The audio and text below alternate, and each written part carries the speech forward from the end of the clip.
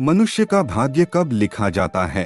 क्षण प्रतिक्षण आप अपना स्वयं का भाग्य लिखते रहते हैं, बदलते रहते हैं। आपका विपरीत परिस्थितियों के बाद भी उचित कर्म आपके भाग्योदय के लिए अच्छे कर्म संचित करता है। हर अनुचित कार्य आपको गरीब, बीमार, अभागा बनाने के लिए बुरे कर्म संचित करता है। आचार्य चाणक्य ने नीति शास्त्र में कई ऐसी चीजें बताई हैं जिनका पालन करके व्यक्ति सफल इंसान बनने के साथ समाज में मान सम्मान पा सकता है। चाणक्य ने अपनी नीतियों में कई ऐसी बातें उजागर की है जिन्हें काफी लोग मानना पसंद नहीं करते हैं। आचार्य चाणक्य ने अपनी नीतियों को बहुत ही सोच समझकर लिखा है। इन नीतियों से मानव जीवन को सही दिशा मिलती है।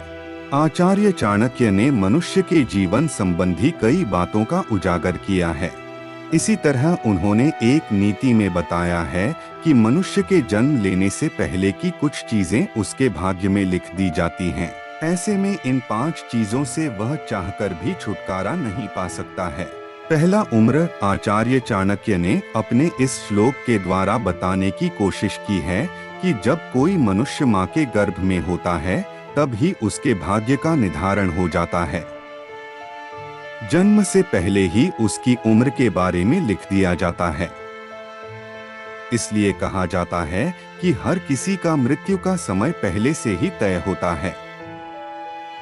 दूसरा, निधन। इतना ही नहीं, आप कितने साल तक जिएंगे और कब मौत होगी इस बारे में पहले ही भाग्य में लिख दिया जाता है। चाणक्य के मुताबिक माँ के गर्भ में ही व्यक्ति की आयु लिख दी जाती है कि वह कितनी उम्र तक जीवित रहेगा और कब वह मौत के आगोश में समा जाएगा। तीसरा, कर्म। चाणक्य के मुताबिक कर्म आपके पिछले जन्म पर निर्भर करते हैं, इसलिए गर्भ के समय ही आपकी तकदीर में लिख दिए जाते हैं। इसलिए हर व्यक्ति को अपने कर्मों के हिसाब से सुख दुख भोगना पड़ता है।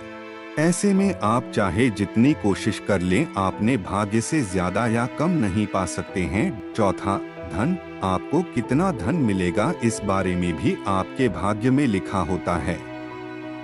इसलिए इंसान को अपने जीवन को बहुत ही सदाचार होकर जीना चाहिए, जिससे अगले जन्म में आप सुख समृद्धि के साथ समय को व्यतीत कर पाएं। 5वां, विद्या। नीति शास्त्र के मुताबिक व्यक्ति कितनी विद्या यानी पढ़ाई करेगा, इस बारे में भी भाग्य में लिख दिया जाता है।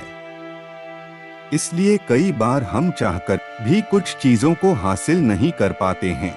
अगर आप अपने भाग्य से आगे विद्या प्राप्त करने की चाह रखते हैं तो वह किसी न किसी तरह आपको नहीं मिल पाएगी। दोस्तों, वीडियो को लाइक करके चैनल को सब्सक्राइब जरूर करना ताकि ऐसी ही वीडियो आपके पास पहुंच सके।